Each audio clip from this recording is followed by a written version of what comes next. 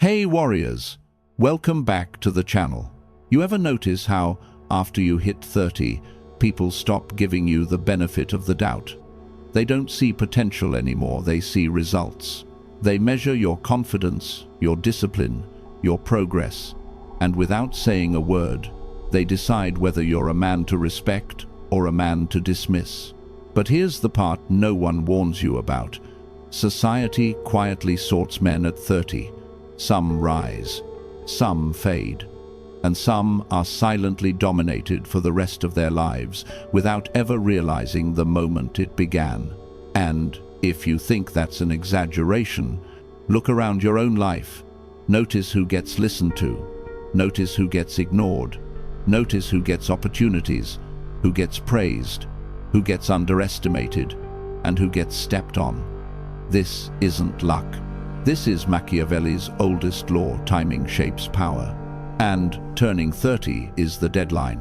Before we go any further, hit subscribe now, because what I'm about to tell you is the kind of knowledge men spend decades learning through failure and humiliation. I'd rather you learn it in minutes, not years.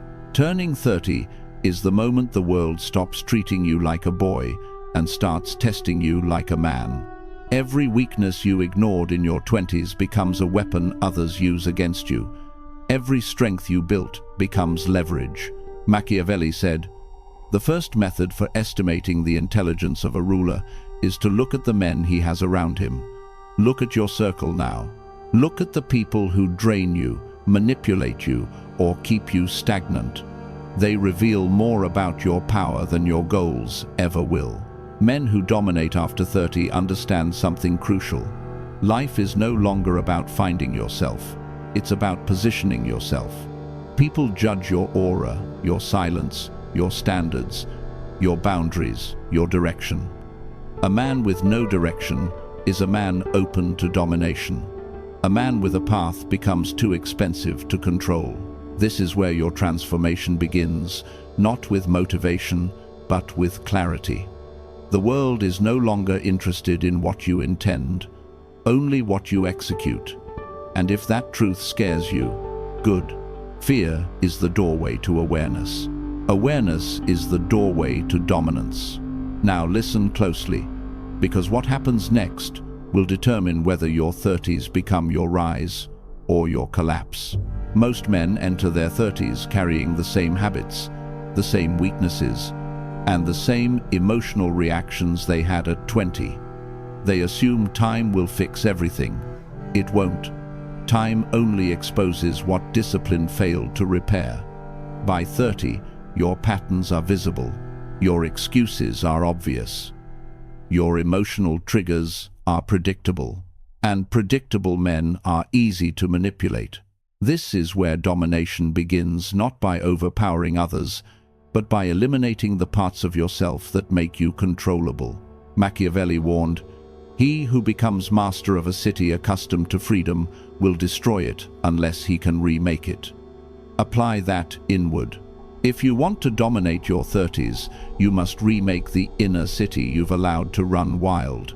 Your impulses, your reactions, your need for approval, your fear of discomfort. These are the tyrants ruling your life. Think about the last time someone disrespected you. Did you react emotionally? Did you explain yourself? Did you justify your value? That is the behavior of a man still trying to earn a seat at the table. At 30, you're not here to earn a seat. You're here to build the table, choose who sits, and decide who gets removed. But here's the twist. Dominance doesn't begin with aggression. It begins with subtraction, removing access, removing emotional overreaction, removing desperate communication, removing the habit of pleasing people who don't respect you. When you stop being available to everyone, you force them to evaluate you differently. Scarcity rewrites your value. Look around your life right now. Who depends on your softness? Who expects you to show up even when they don't deserve you? Who manipulates your guilt, your kindness, your silence? These are not relationships. These are power drains. And power drains create dominated men. There's a reason your 20s felt chaotic. You were experimenting with identity, direction, purpose. That was normal. But your 30s? There is no more experimentation. There is only consequence. The man who enters his 30s without self-governance becomes the man controlled by everyone else's expectations. The man who enters with strategy becomes the one people adjust themselves for. If you've ever felt like people overlook you, interrupt you, patronize you, or underestimate you, it's because you have not yet recalibrated your presence. And presence, not words, is what separates the men who dominate from the men who get dominated. Now let me show you the first shift that changes everything. The first shift is brutally simple. You must become a man whose emotions are not available for public consumption, because nothing destroys a man after 30 faster than emotional transparency. When people can read you, they can predict you. When they can predict you, they can control you. And when they can control you, you are dominated long before you ever notice the leash around your neck. Machiavelli said, "Men are so simple and so obedient to present necessities that he who deceives will always find someone who will let himself be deceived." Most men deceive themselves first. They believe expressing every emotion is healthy. They believe vulnerability earns respect. They believe being real makes them admirable. Listen carefully. Weakness, disguised as authenticity, is still weakness. In your 20s, emotional honesty might have been endearing. In your 30s, it becomes ammunition. People don't respond to what you feel. They respond to what your feelings cost them. Think of the workplace. The man who reacts emotionally loses promotions, leverage, and authority. The calm one, the unreadable one, gets elevated because his stability makes other people feel safe. Think of relationships. The man who reveals insecurity early becomes a project, not a partner. The man who reveals nothing becomes a mystery, and mystery is power. Think of friendships. The emotional man becomes the group's entertainment. The composed man becomes the group's reference point. Your 30s demand emotional discipline, not suppression. Strategy, don't react. Calculate, don't explain. Observe, don't defend. Redefine. When someone tries to provoke you, silence is dominance. When someone tries to guilt you, distance is dominance. When someone tries to pressure you, refusal is dominance. Reactions are free. Control is expensive. That is why so few men possess it. If people often pressure you, test you, or cross your boundaries, it's because your emotions sit too close to the surface. Pull them back. Lower your visibility. Increase your unpredictability. You're no longer the boy who needs to be understood. You're the man who needs to be respected. But emotional control is only the beginning. Because once you master your inner world, the outside world starts revealing its true hierarchy, and your place in it is about to change. Once you master your emotions, a strange thing begins to happen. You start seeing people differently. Their intentions become clearer. Their insecurities become louder. Their manipulations become obvious. Emotional discipline sharpens perception, and perception is the weapon that separates the dominant from the dominated. Most men believe life is chaotic. It isn't. It only looks chaotic when you lack the awareness to see the patterns. And turning 30 is when the patterns stop hiding. You begin to notice that some people only call you when they need something. Others only support you when it benefits them. Some admire you in public, but resent you in private. And a few panic the moment you begin to grow past the version of you they controlled.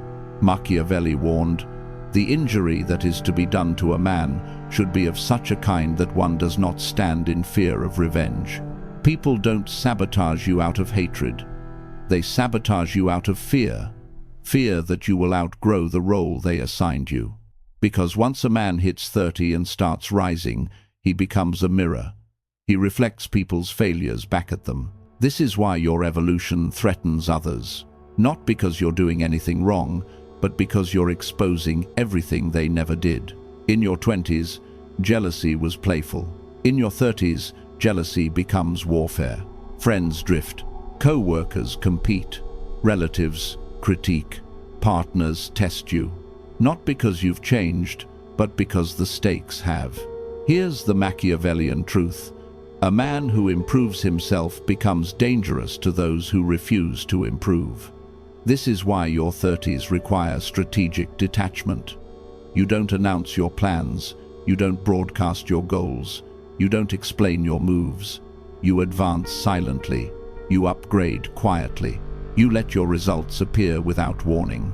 Because the higher you climb, the more people will attempt to pull you down, sometimes intentionally, sometimes instinctively. It's human nature. Your job isn't to fight them. Your job is to outgrow them. Cut emotional ties to anyone who keeps you small. Cut conversational ties to anyone who doubts your direction. Cut social ties to anyone who drains your presence. Your 30s are not the decade of pleasing others. They are the decade of positioning yourself. And positioning is the foundation of power. Now let me show you how power actually begins. Power begins the moment you realize something most men never understand. Your 30s are not about adding, your 30s are about subtracting. Not more friends, not more opinions, not more noise. Less, cleaner, sharper. You remove distractions. You remove weak habits. You remove low-value people. You remove emotional chaos. Because the man who is overloaded cannot dominate. The man who is scattered cannot strategize. And the man who is surrounded cannot see clearly. Machiavelli said, "A wise man ought always to follow the paths beaten by great men." Every great ruler, emperor, leader, or strategist had one thing in common: ruthless prioritization. They focused only on the forces that strengthened them and eliminated everything that weakened them. Your 30s are when life demands this same ruthlessness. Let's be honest, your 20s were spent chasing. Chasing approval, chasing pleasure, chasing relationships, chasing distractions disguised as opportunities. But at 30, chasing becomes a death sentence. Because chasing makes you predictable. Predictable men are used. Predictable men are manipulated. Predictable men are controlled. The man who dominates after 30 does the opposite. He becomes the one who is chased. He creates scarcity. He values his time. He treats access to his presence as a privilege, not a right. Think about how people treat the men they can always reach. They disrespect them. They delay responding. They take them for granted. Now notice how people treat the men who are hard to access. They speak carefully. They respect boundaries. They adjust their tone. They value proximity. Scarcity is not arrogance. Scarcity is architecture. You're designing the psychological frame in which others interact with you. At 30, men who fail to understand this become background characters in their own lives. Men who master this become gravitational forces. Others orbit them. This is why you must reshape your availability. Stop showing up for every request. Stop being the friend who's always free. Stop being the employee who never says no. Stop being the man who explains himself to people who don't listen. This decade isn't about being liked. It's about being respected. And respect has a price. Now let's move to the shift that turns respect into dominance. Dominance begins the moment people cannot predict you. The moment your reactions stop being obvious. The moment your decisions stop being emotional. The moment your time, your attention, and your presence become controlled by you instead of requested by others. Predictability is the currency of weak men. Unpredictability is the currency of powerful ones. Machiavelli said, "It is better to be impetuous than cautious, for fortune is a woman." But understand this correctly, he wasn't telling you to be reckless. He was telling you to become strategically unpredictable. A man whose moves cannot be anticipated becomes a man no one can easily dominate. Look at your life right now. How many people know exactly how to trigger you? How many know you'll always say yes? How many know you won't walk away? How many know you'll fold, apologize, or soften the moment tension appears? That is not kindness. That is data. And people use data to control you. At 30, you must corrupt the data, change your patterns, break expectations, rewrite the script others believe you're stuck in. Stop responding instantly. Stop being emotionally available to everyone. Stop making your time predictable. Stop giving explanations no one asked for. When people don't know what you will tolerate, they become cautious. When they can't predict what you'll do next, they respect your presence. When they sense your standards shifting upward, they either elevate or they exit. Both outcomes benefit you. Think about the last argument you had. Did you over-explain? Did you try to prove your point? Did you respond too fast? The strongest man in any conflict is the one who is least affected, the least reactive, the calmest, the one who doesn't rush to fill the silence. Silence is pressure. Silence is leverage. Silence is dominance. You're not the emotional boy you were in your 20s. You're not obligated to entertain every complaint or clarify every misunderstanding. You don't owe reactions. You don't owe comfort. You owe yourself power. And here's the truth. When you stop behaving in predictable ways, people start treating you like a man whose choices matter, because unpredictability forces the world to recalculate around you.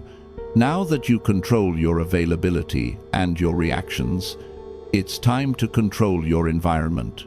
Your environment at 30 is no longer a backdrop, it is a battlefield.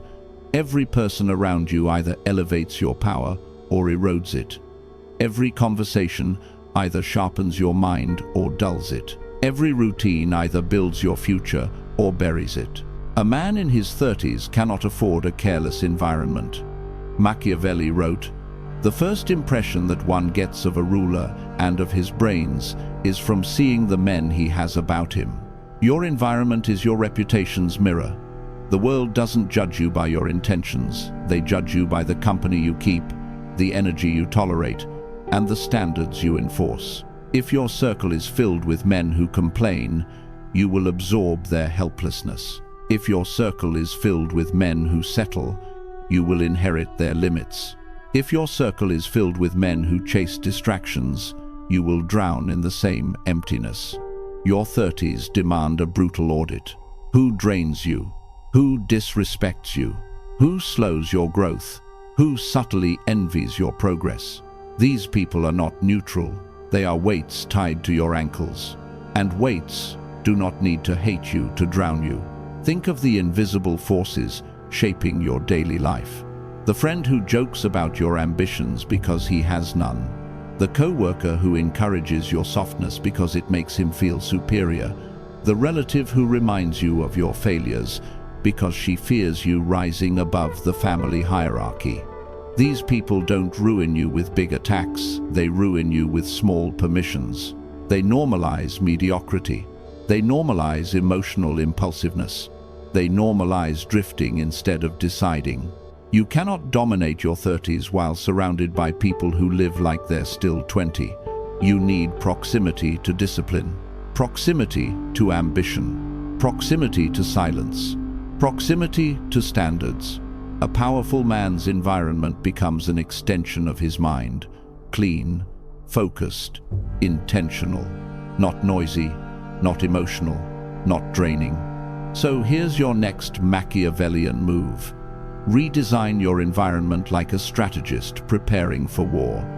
Remove anyone who doesn't sharpen you. Limit anyone who doesn't respect you. And elevate anyone whose presence increases your power. Because once your environment strengthens you, your status begins to rise. And status is where domination becomes visible. Status at 30 isn't about fame, wealth, or popularity. It's about how people behave in your presence. Do they pause before speaking? Do they adjust their tone? Do they treat your time like it matters? Do they feel a slight pressure when you walk into the room?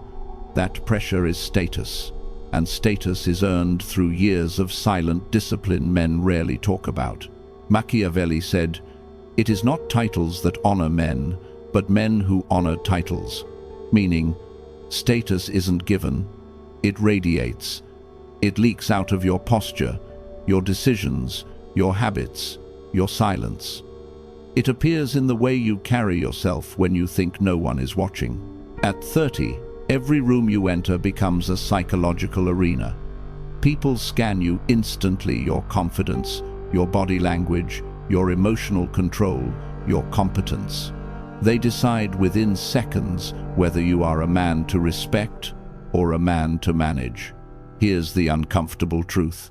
If you